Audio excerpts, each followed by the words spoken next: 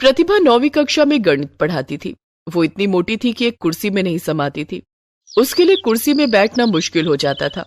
एक दिन प्रतिभा ने स्कूल के पियन को बुलाकर कहा, घनश्याम, इस कुर्सी के दोनों हाथ तोड़कर अलग कर दो।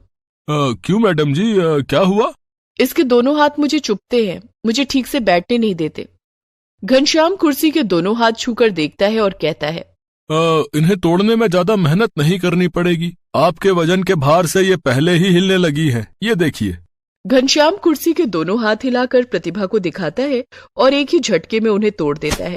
ये लीजिए मैडम जी, ये तो अलग हो गए। अब आपको परेशान नहीं करेंगे, आप आराम से बैठिए।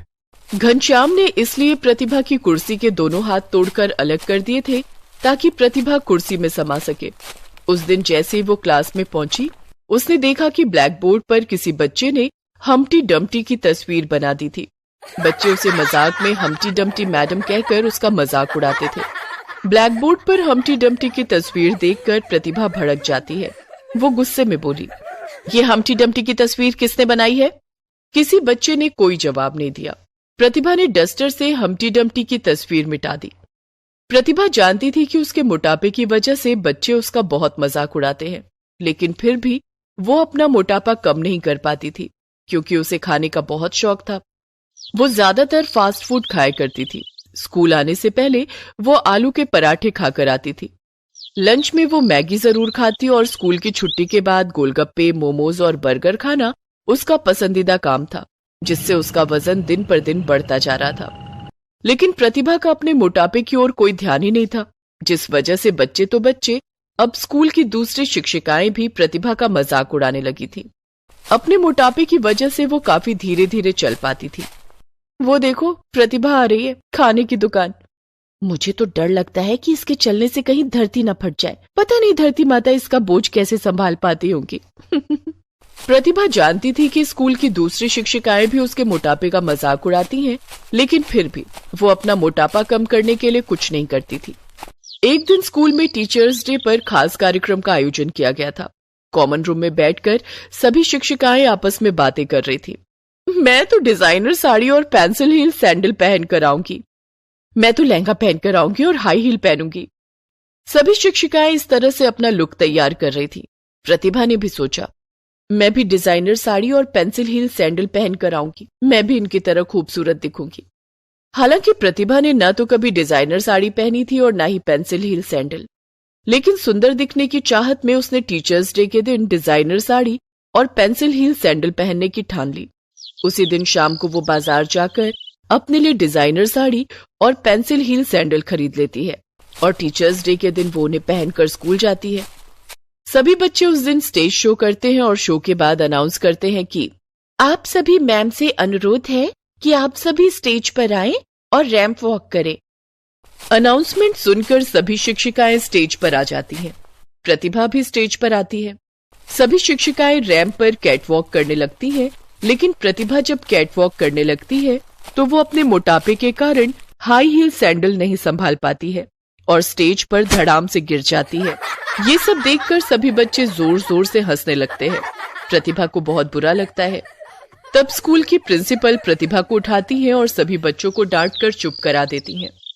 दूसरे दिन प्रतिभा जब स्कूल आती है और बच्चों को पढ़ाने के लिए क्लासरूम में जाती है तो देखती है कि किसी बच्चे ने ब्लैक बोर्ड पर हम्टी डम्टी की तस्वीर बनाई थी जो कि जमीन पर गिरा हुआ था। वो समझ जाती है कि बच्चे उसी का मजाक उड़ा रहे हैं। उस दिन तो हद ही हो गई। किसी बच्चे ने गोदाम में पड़ी पुरानी कुर्सी लाकर प्रतिभा के टेबल के पास रख दी। प्रतिभा जैसे ही कुर्सी पर बैठी, कुर्सी टूट गई और प्रतिभा फिर से जमीन पर गिर गई। इस बार उसे ज्यादा ही चोट लग गई थी। वो दर्द के मारे चीखने लगी। उसकी आवाज सुनकर स्कूल का पियोन घनश्याम दौड़ कर आया। क्या हुआ मैडम जी, आपको चोट तो नहीं लगी? मैं उठ नहीं पा रही हूँ, मेरी कमर में बहुत दर्द हो रहा है। घनश्याम ने सहारा देकर प्रतिभा को उठाने की कोशिश की, लेकिन ज्यादा भार होने के कारण वो प्रतिभा को नहीं उठा पाया। उसने आवाज लगाकर दूसरे पियोन को भी बुलाया।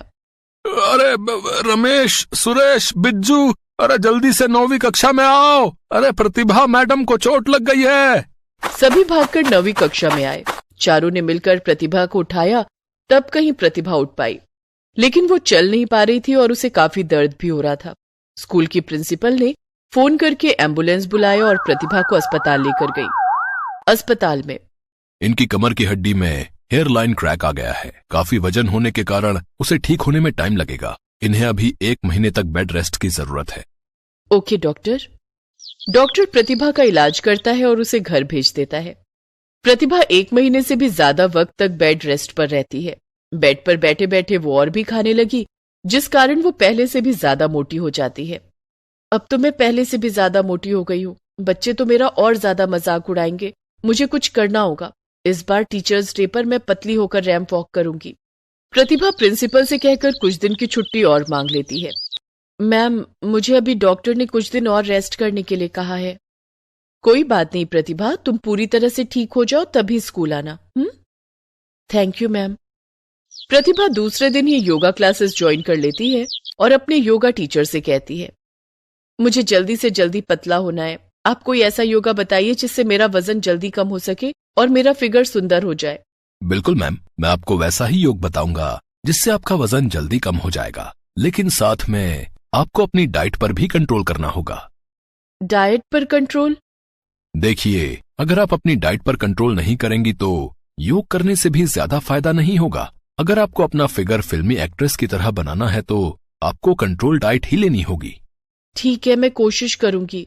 उस दिन से प्रतिभा योगा क्लास करने लगी और अपने योगा टीचर के बताए हुए डाइट को फॉलो करने लगी। लगभग 1 महीना बीत जाने के बाद प्रतिभा ने अपना वजन थोड़ा बहुत कम कर लिया था। 1 महीने बाद जब वो स्कूल पहुंची तो उस दिन भी बच्चों ने उसका मजाक उड़ाते हुए ब्लैक बोर्ड पर लिख दिया था कि वेलकम बैक हम्टी डम्टी। प्रतिभा ने कुछ नहीं कहा, सिर्फ अपने आप से बोली, बहुत जल्द मेरे सर से हम्टी डम्टी का टैग भी हट जाएगा। अब प्रतिभा पहले से ज्यादा मेहनत करने लगी। वो स्कूल आने से पहले सुबह 5 बजे उठकर जॉगिंग करती और खाने में ओट्स, सूखी रोटी और हरी सब्जियां और दाल का पानी लेती। फास्ट फूड को उसने बाय बाय बोल दिया था। एक दिन स्कूल खत्म होने के बाद गोलगप्पे वाले ने उसे आवाज लगाई, अरे प्रतिभा मैडम।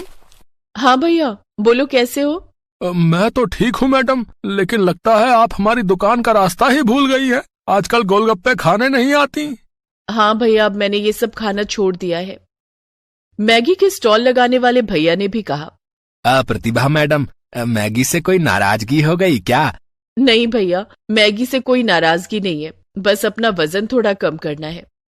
मोमो वाला भी प्रतिभा की ओर टकटकी लगाए देखते रहता है, लेकिन प्रतिभा ने अब ये सब खाना छोड़ दिया था।